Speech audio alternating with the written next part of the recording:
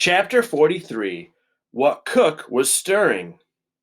That night Despereaux rolled the thread from the threadmaster's lair along innumerable hallways and down 3 flights of stairs. Reader, allow me to put this in perspective for you.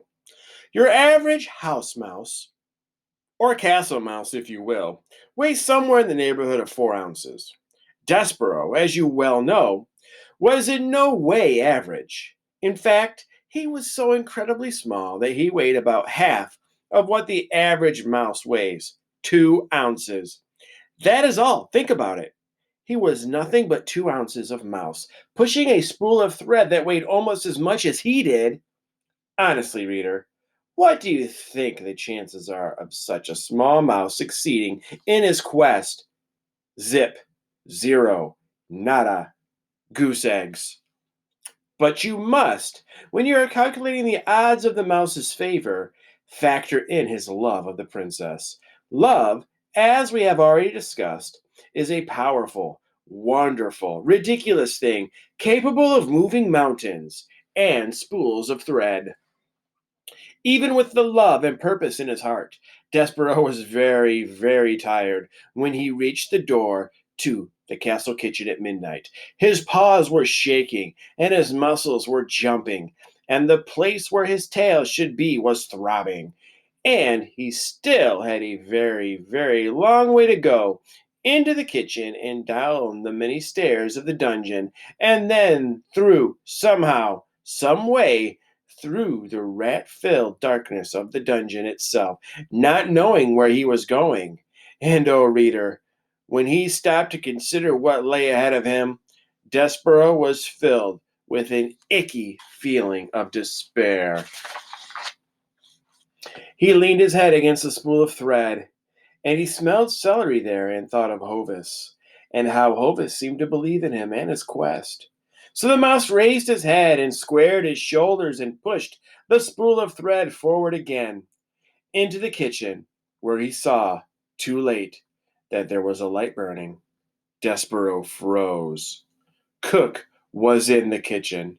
She was bent over the stove. She was stirring something. Was it a sauce? No. Was it a stew? No. What Cook was stirring was soup.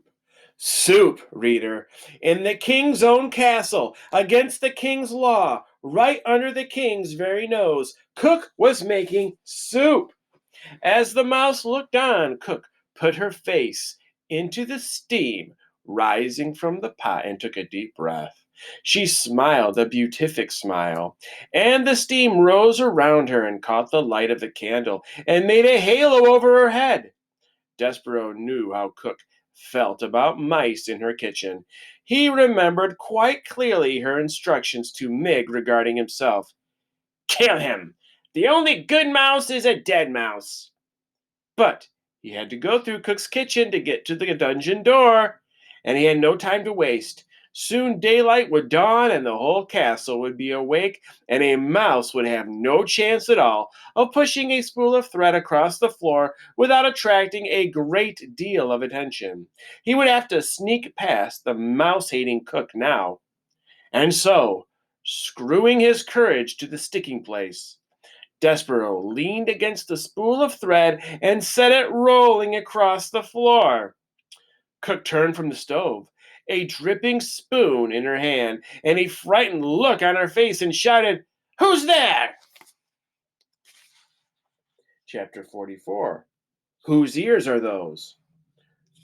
"Who's there?" shouted Cook again. Despereaux wisely said nothing. The kitchen was silent. "Huh," said Cook. "Nothing. It's nothing at all. Just my nervous Nelly ears playing tricks on me. You're an old fool," she said to herself as she turned back to the stove. "You're an old fool, afraid of being caught making soup." Despereaux slumped against the spool of thread, and as he leaned there, his heart pounding, his paws shaking, a small, wonderful something occurred. A midnight breeze entered the kitchen and danced over to the stove and picked up the scent of the soup and then swirled across the floor and delivered the smell right directly to the mouse's nose. Mmm. Despereaux put his head up in the air. He sniffed. He sniffed some more. He had never in his life smelled anything so lovely, so inspiring.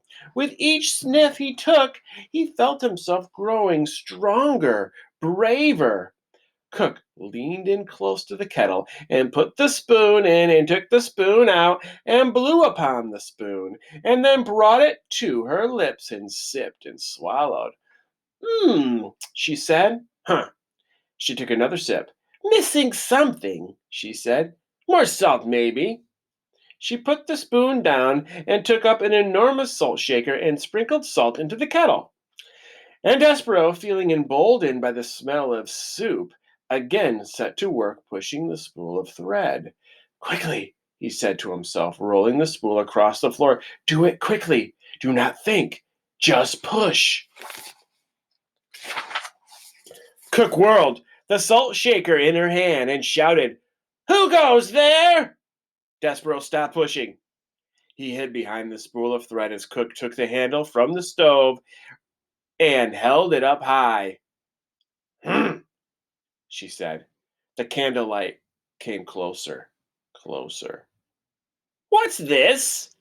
The light came to rest directly on Despereaux's big ears sticking up from behind the spool of thread. Ho, said Cook. Whose ears are those? And the light from the candle then shone full in Despereaux's face. A mouse, said Cook. A mouse in my kitchen. Despereaux closed his eyes. He prepared for his death. He waited, reader, and waited, and then he heard the sound of laughter.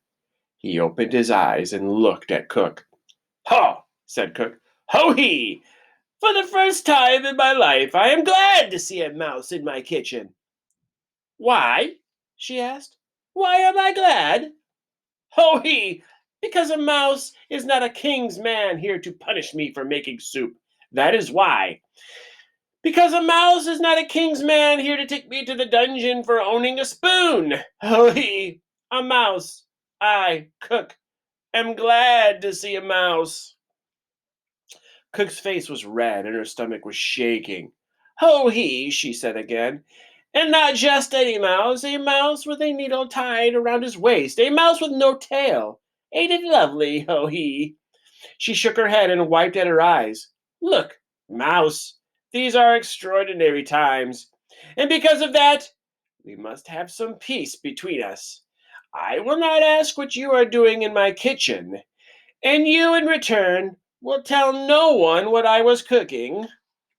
She turned then and went back to the stove and set down the candle and picked up the spoon and again put it in the pot of soup and took it back out and tasted the soup, smacking her lips together. Not right, she said. Not quite right. Missing something still. Despereaux did not move. He could not move. He was paralyzed by fear. He sat on the kitchen floor. One small tear fell out of his left eye. He had expected Cook to kill him. Instead, reader, she had laughed at him. And he was surprised how much her laughter hurt. Why do you think Cook's laughter hurt Despereaux?